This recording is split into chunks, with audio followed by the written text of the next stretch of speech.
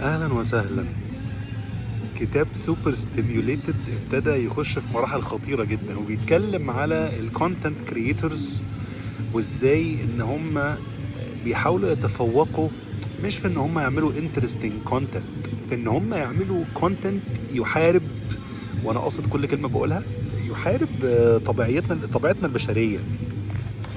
في كلمة لذيذة قوي، one of the executives of Netflix بيقول ايه، وفكروا كده في كل كلمة هو بيقولها. بيقول when you watch a show from Netflix and you get addicted to it، تقعد تتفرج مثلا على تجيب 3-4 seasons في ويكند واحد، you stay up late at night.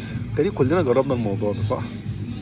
بيقول بقى كلمة جامدة قوي يا جماعة، بيقول we're competing with sleep on the margin and so it's a very large pool of time. هو تعدى مرحلة ان هو يقول لك ان انا هعمل مسلسل جامد ويكمبيت مع HBO ويكمبيت مع الاذر. هو عدى المرحلة دي. هو بيقول لك انا الديزاين بتاعي دلوقتي الهدف منه ان انا اخليك ما تنامش. باي ديفينيشن كده لو انا قلت لك الجملة دي معناها ايه؟ سوبر ستيمولاي. هو بيعمل كونتنت يخليك ان انت من كتر ما انت كابتيفيتد بشكل وكوت انكوت غير طبيعي ان انت يو كانوت ليت جو. الديزاين ده this is a super stimulus، ده حاجه مش طبيعيه. طيب فبيقولوا ان هم عملوا عشان يوصلوا لكونتنت زي كده لازم يعملوا اكسبيرمنتيشن كتير قوي.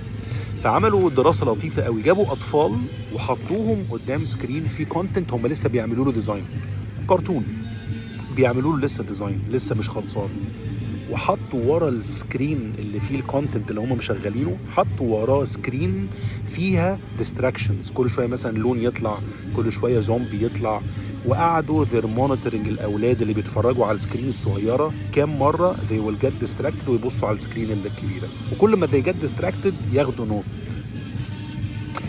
فهمتوا المغزى من الاكسبيرمنت؟ المغزى من الاكسبيرمنت ان طالما ان هم they're getting distracted للسكرين اللي ورا، يبقى معنى كده الكونتنت بتاعهم لسه ما كملش، لسه محتاجين يزودوا سوبر ستيمولس وذر بقى فيجرز ولا الوان ولا اتنشن ولا وات ايفر، عشان عايزين يوصلوا لمرحله اللي هو بيسميه في الكتاب ده زومبي لايك ستيج، ان انت تبقى قاعد زي الزومبي قدام السكرين لمده 5 ساعات، انت مش بتحرك حاجه غير ان انت اتاتشد للسكرين.